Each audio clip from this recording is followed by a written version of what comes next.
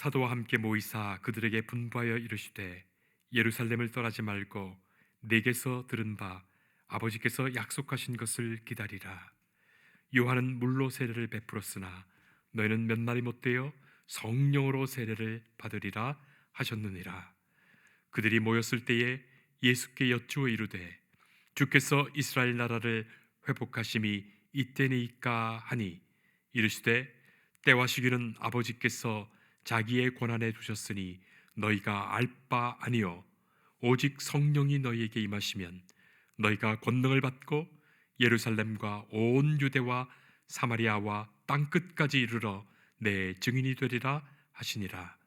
이 말씀을 마치시고 그들이 보는데 올려져 가시니 구름이 그를 가리어 보이지 않게 하더라. 올라가실 때에 제자들이 자세히 하늘을 쳐다보고 있는데 흰옷 입은 두 사람이 그들 곁에 서서 이르되 갈릴리 사람들아 어찌하여 서서 하늘을 쳐다보느냐. 너희 가운데서 하늘로 올려주신 이 예수는 하늘로 가심을 본 그대로 오시리라 하였느니라. 아멘. 예수께서 사역하신 것을 자세히 보면은 그저 많은 병자들, 가난한 사람들, 또 못 사는 사람들, 또 낮은 처지에 있는 사람들, 이런 사람들이 예수님을 따르고 예수님 앞에 나와서 병 고침을 받고 또 그리고 예수님을 섬긴 것으로 그렇게 알고 있지만은 그러나 그렇지는 않습니다. 보면은 예수님을 섬기던 사람 가운데 가장 귀한 분이 두 분이 있습니다. 하나가 니고데모요, 또 하나가 아리마대 요셉입니다. 이 두 사람은 예수를 믿었습니다. 그러나 숨은 제자입니다. 숨은 제자로 나타나지 않고 조용하게 예수를 섬긴 것 같습니다. 그리하다가 예수님 십자가에 돌아가신 다음에 용기를 내서 찾아가서 아주 큰 용기입니다.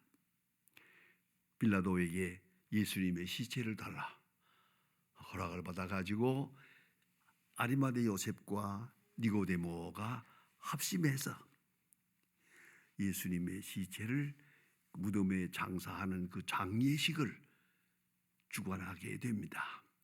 바로 그 니고데모입니다. 그 니고데모는 당시에 바리새교인이요 공회원이요 상당한 정치적으로나 교회적으로 높은 지위에 있는 사람입니다. 이 사람의 마음속에 깊은 질문이 있었습니다. 그것은 바로 영생에 대한 겁니다. 어떻게 해야 구원을 얻겠습니까? 그것을 알고 싶었습니다. 예수님 앞에 나올 때 아마 신분상으로 그랬는지는 모릅니다만은 그는 낮에 나오질 않고 밤에 아무도 찾아오지 않을 때 밤중에 왔습니다. 여러분, 이 밤이라는 말을 쉽게 생각하고 오늘 우리처럼 생각해서 밤에 합니까? 이 형광등 많이 켜놓은 밤을 생각하죠? 옛날 사람들의 밤에는요 깜깜한 겁니다. 깜깜합니다. 불빛이 하나도 없습니다. 그저 이런 불만 여기저기 좀 피어 있는 겁니다. 그러니까 밤이라는 말은 아주 적막한 것입니다. 깜깜한 겁니다. 그때 니고데모가 예수님을 찾아옵니다. 와서 예수님 앞에 와서 영생에 대해서 꼭 질문하고 알고 싶었습니다. 예수님께서는 다 아시고 니고데모를 만나자마자 하시는 말씀입니다. 네가 거듭나야 하리라. 거듭나지 아니하고 성령으로 거듭나지 아니하면은 하늘나라를 알 수도 없고 볼 수도 없고 들어갈 수도 없다.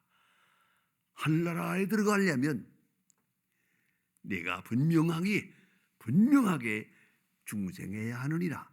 성령으로 거듭나야 하느니라 하는 귀중한 말씀을 그 니고데모에게 말씀하고 계십니다. 사실 알고 보면은 이것은 매우 중요합니다. 이 사람에게는 율법으로서는 의가 있는 사람입니다. 율법의 지식이 있습니다. 경건이 있습니다. 또한 영생을 향한 정열도 있습니다. 많은 사람에게 존경을 받는 산헤드린 공회의 회원입니다. 요새 말로 말하면 국회의원입니다.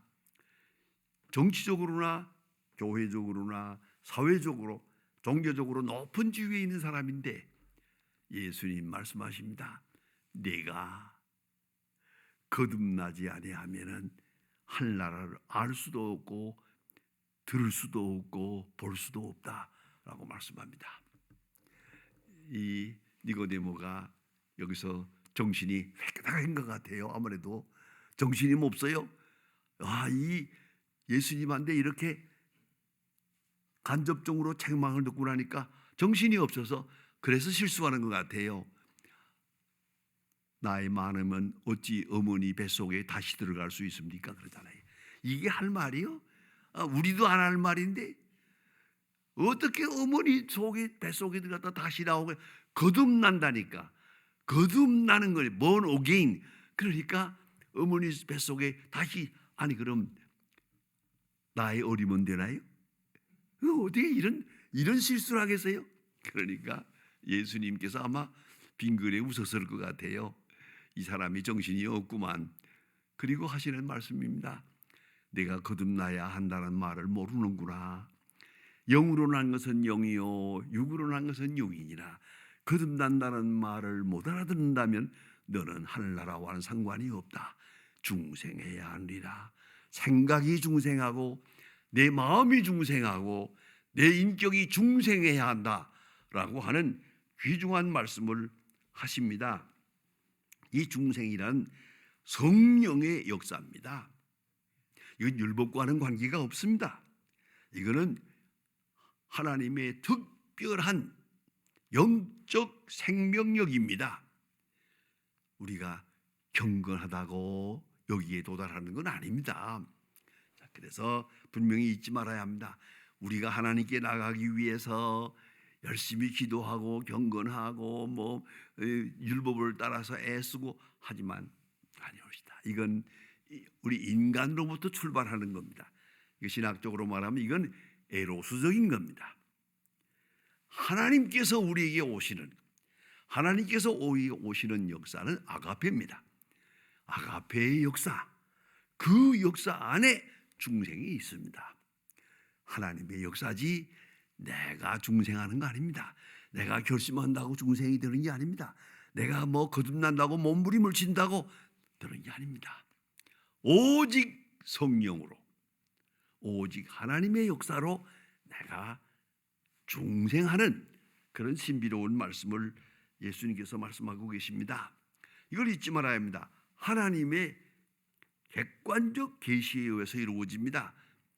계시란 말은 하나님이 직접 우리를 위해서 나타나신다 하는 뜻입니다. 다른 말로 말하면 하나님이 우리에게 오신다 하는 말입니다. 오신다. 아포칼립시스라는 그 말의 그 본래의 뜻은 노를 벗긴다는 뜻입니다. 이 세상은 하나님의 역사로 충분합니다만은 우리가 그만 노를 눈에 쓰인 것을 눈이 깜깜하게 쓰여서 볼 수가 없어요.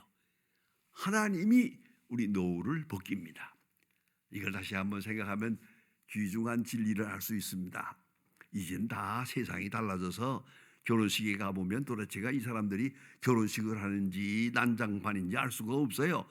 옛날 결혼식은 신비로웠어요. 옛날 가만히 생각해 보세요. 신랑 신부가 여기 들어오잖아요. 이렇게 신랑 신부가 들어와서 여기 딱 선 다음에 신랑이 신부의 노을을 벗깁니다. 이렇게 벗기잖아요. 이렇게 노을이 씌웠던 걸 벗기면 그때 가서 쳐다보잖아요. 그때 처음 쳐다보면서 내 신랑이 분명히 코가 하나구나.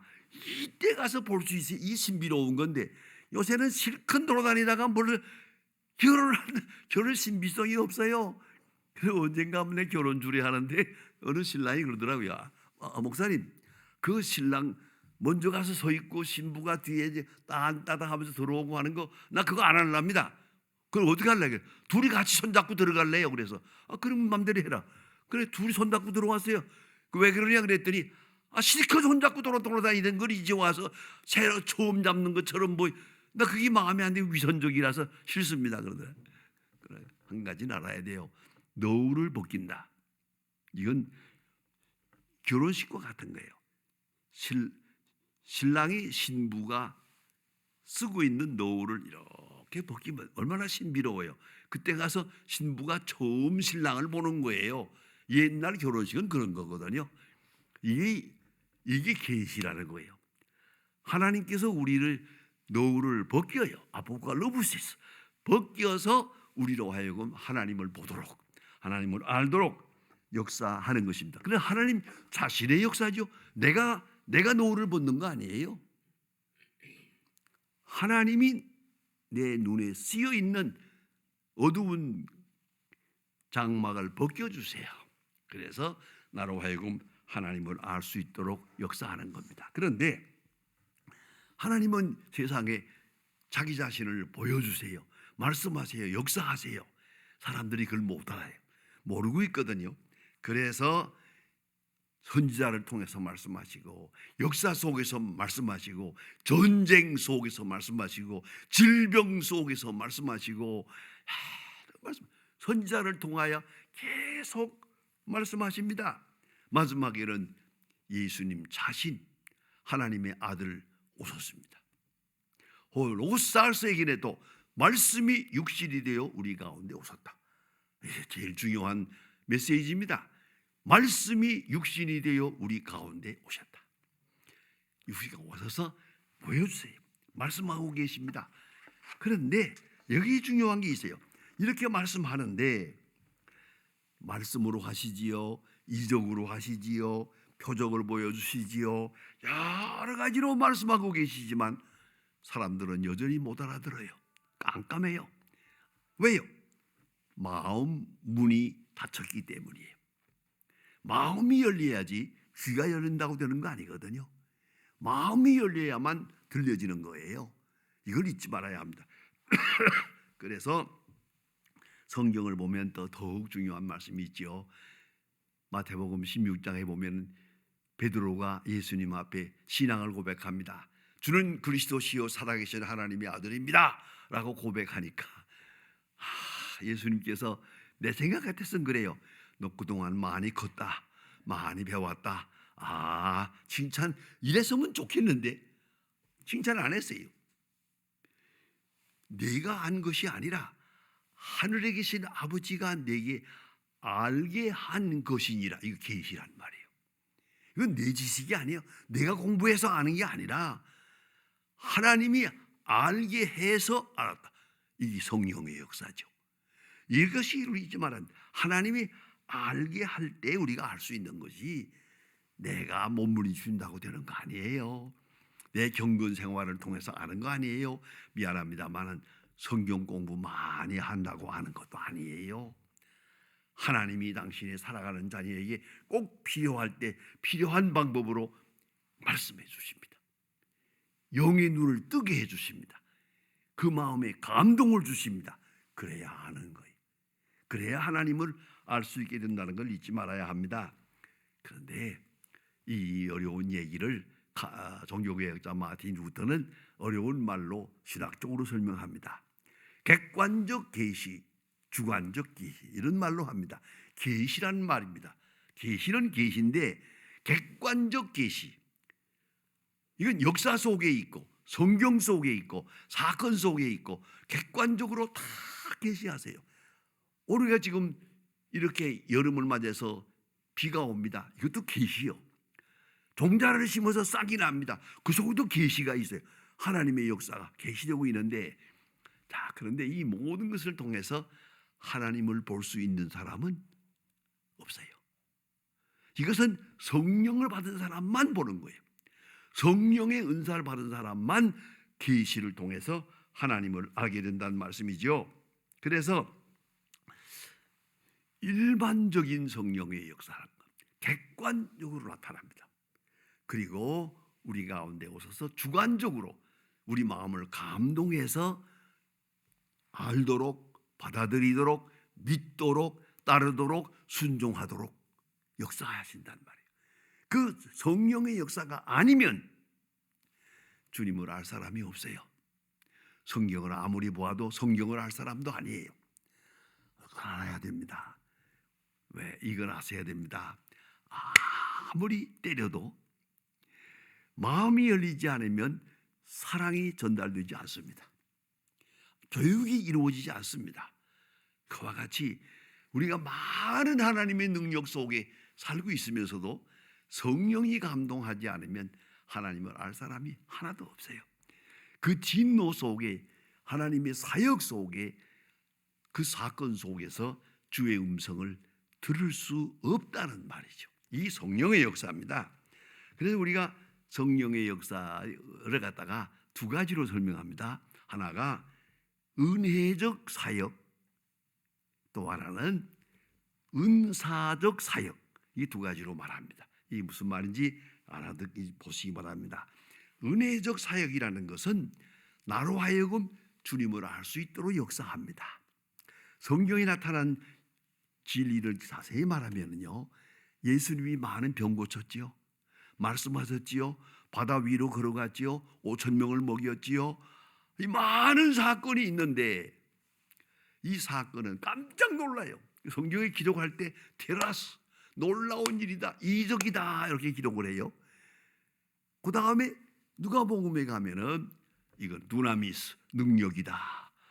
이거 사람의 일이 아니야, 하나님의 일이다. 이거는 하나님의 역사다. 그래서 두나미스, 능력이라 이렇게 말했어요. 요한복음에 가면 똑같은 사건을 놓고 표적이라고 그랬어요. 마태복음에서는 예수님 5,000명 먹인 것이 이적이에요. 요한복음에 가면은 표적이에요. 그 표적이란 뭐냐? 세메온. 이거는 그 속에 말씀이 있다는 말이에요. 이 사건 속에 말씀이 있다는 말이에요. 그냥 돌아가는 일이 아니에요. 이 사건 속에 신비롭게, 확실하게 말씀이 숨어 있어요. 그걸 알아야 합니다. 어느 아버지가 아이가 하도 말을 안 들어서 좀 때렸대요.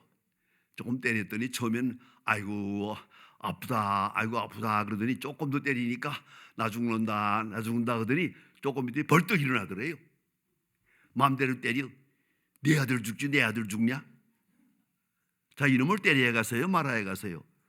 이런 놈은 때리나 마나 한 거예요. 매라고 효과가 있는 게 아니에요. 매 속에 있는 사랑을 느끼게 효과가 있는 거지. 아버지가 이걸 때리면서 아버지도 울고 있는 거예요. 그걸 알아야지. 아버지 저거 화가 나니까 날 때리고 있다, 이렇게 되면 이거 아무 소용도 없는 거 아닙니까? 사건은 있어요. 사건에 있는 표적,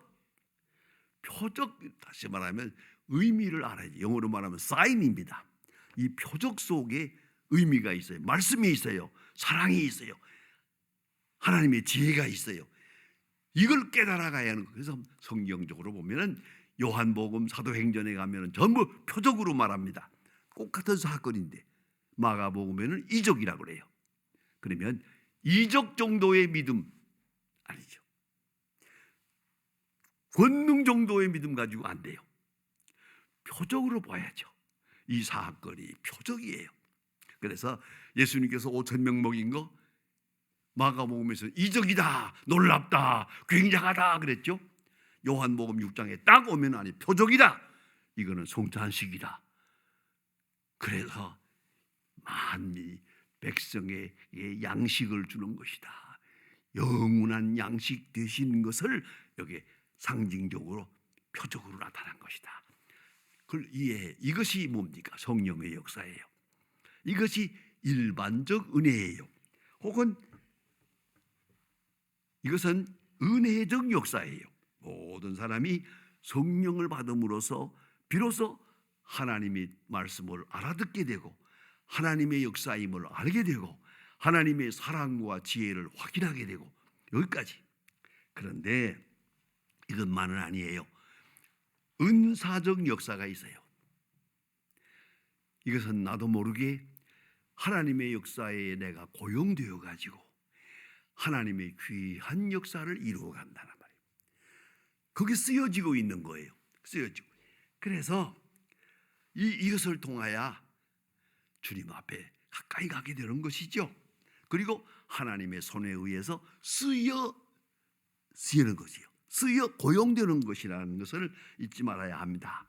아마도 이 모든 것 중에 표적 중에 최고가 예수님의 부활 아니겠어요? 십자가에 돌아가시고 부활하셨어요. 부활하신 예수를 만나보았어요? 도마 같은 사람은 예수님을 만나보았어요? 저 미국에 가면은 LA에 그런 그 박물관이 있습니다. 그게 그 박물관에 가면 그림이 하나 있는데 이렇게 참 많은 사람이 가서 구경합니다. 그게 뭐냐면 루벤스 같이 그림인데 예수님이 부활하신 다음에 도마가 다른 제자들이 있을 때 없었거든요. 다른 제자들이 다 예수님 만났다고 그러는데도 도마는 난 아니야. 그거 쓸데없는 소리 하지 마. 내가 예수님의 그 옆구리 거기다 손가락을 넣어보고 그리고야 믿지. 그렇게 뭐 환상을 본 사람처럼 말이야 예수님 부활했다고 나 그거 안 믿어.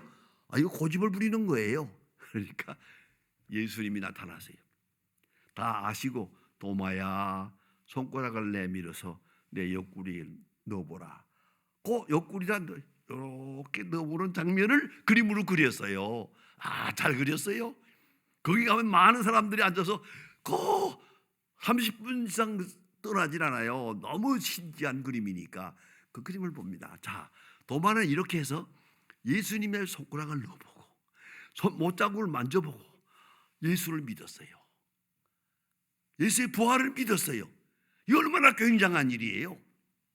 자, 그런데 요한복음 20장에 가면 기가 막힌 장면이 나옵니다. 베드로가 예수님 만나보았죠. 도마가 예수님 만져보았죠. 예수님 부활을 확실하게 믿었죠. 그런데 베드로가 하는 말입니다. 나는 물고기 잡으러 가노라 그래요. 왜요? 할 일이 없잖아요. 예수님은 부활 승천하셨고 부활한 것도 확실하지만은 그러니 어쩌란 말이에요. 내가 할 일이 뭐예요? 물고기 잡으러 가노라 그러니까 또 다른 제자들이 줄렁줄렁 또 따라 나서요. 그놈이야. 따라 7사람이 갔어요. 밤새껏 잡아도 한 마리도 못 잡았어요. 예수님이 나타나세요.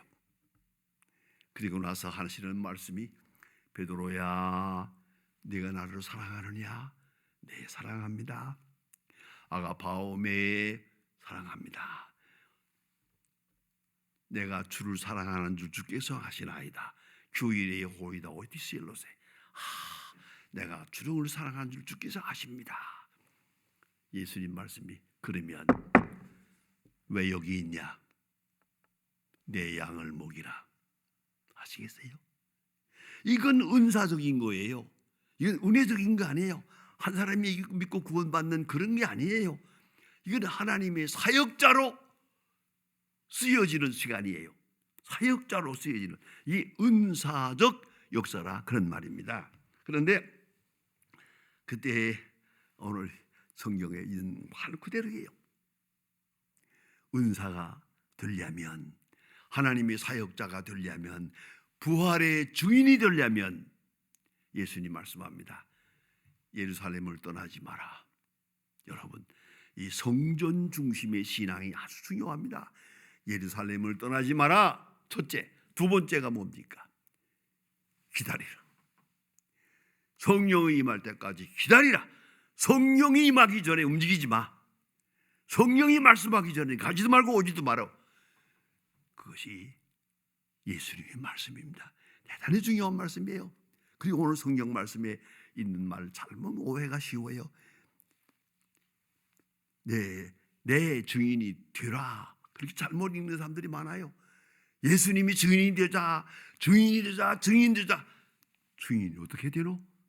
경험한 바가 없이 어떻게 주인이 되노? 설교, 선생과 달라요. 증인은 경험해서야만 되죠. 확실한 증거가 있어야 되는 거죠. 이거는 선생이 된다 하는 말이나 증인이 된다 하는 말은 전혀 달라요. 증인이라는 게 뭡니까? 저 재판정에 가서 증인 물어보세요. 증인이라는 저기 서서 말하세요. 그러면 내 생각에는 이러면 내 생각 그만두고 보았나 안 보았나만 말해. 이게 증인이에요. 보았는가 안 보았는가. 내 경험 속에서 말해야 되지. 생각 가지고 말한다고 되는 게 증인이 되는 게 아니거든요.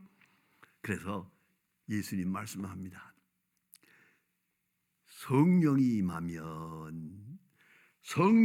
임하면 권능을 받고, 권능, 두나미스, 파워, 권능을 받고, 권능을 받으면 증인이 되리라예요.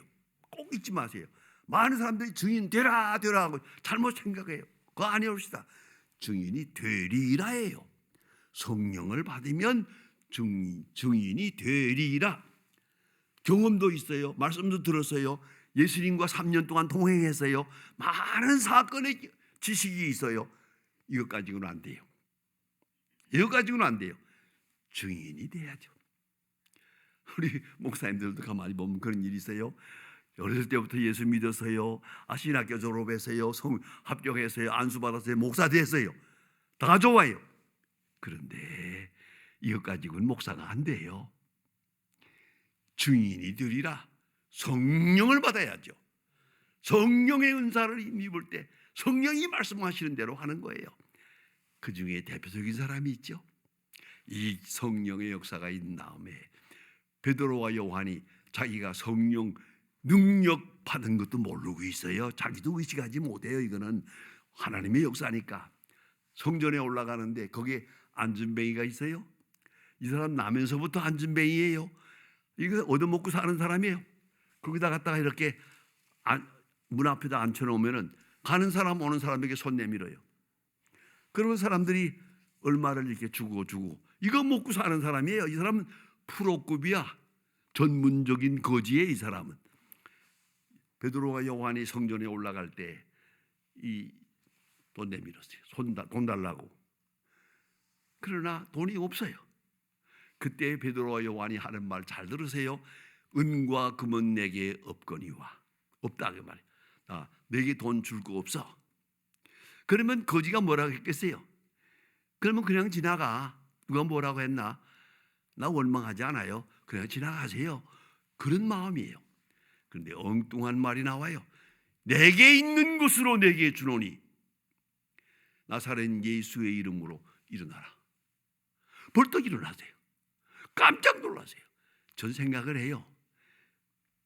안진뱅이가 놀랐을까? 베드로가 놀랐을까?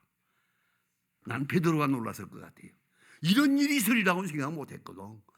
이게 바로 표적이에요. 이게 성령 받은 사람의 능력이에요. 성령 받은 사람의 능력으로 일어나는 거예요. 떠나라면 떠나는 거예요.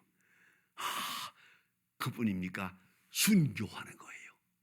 감사함으로 순교하는 거예요. 순교하는 사람들은 다 충만한 가운데. 그래서 스데반은 순교할 때 그 얼굴이 천사의 얼굴과 같았어요. 돌에 맞아 죽으면서도 얼굴은 천사와 같았어요. 왜요? 확실하게 하나님 앞에 가고 있으니까. 이게 충만이에요. 그리고 우리가 성령의 은사로 말미암아 주의 진리를 알고 주님을 알고 주의 사랑을 알아요.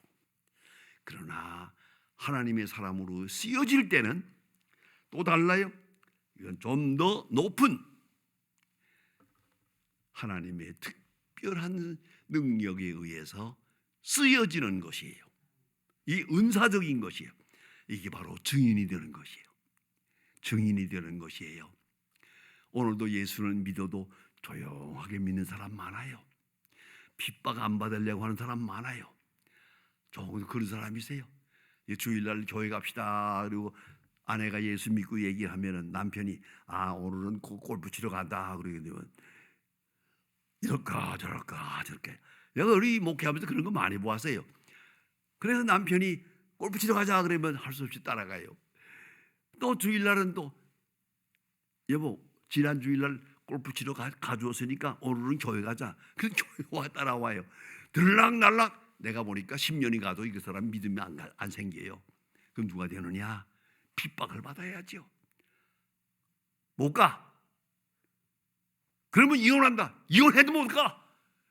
이런 사람은 남편 예수 믿게 만들더라고요. 핍박을 당해야죠. 핍박을 감수해야죠. 핍박 없는 그럼 증인이 아니죠. 증인이 아니죠. 그래서 오늘 성경 말씀, 성령을 받으면 너희가 증인이 되리라. 부활의 증인, 그리스도의 증인, 그 생명 역사의 증인, 그 증인으로 사는 거예요.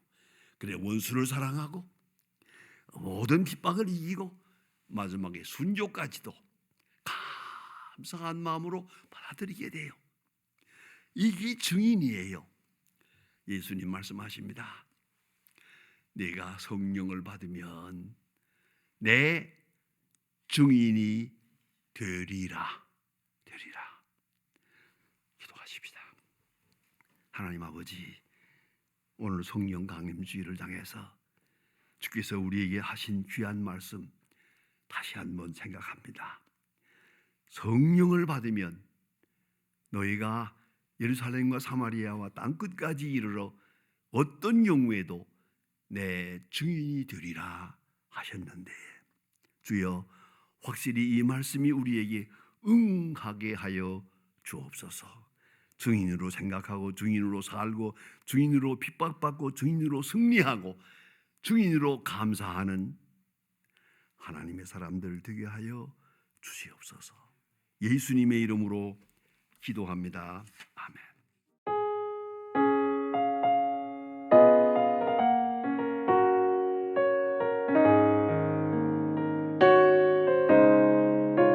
주 예수 내가 알기 전 날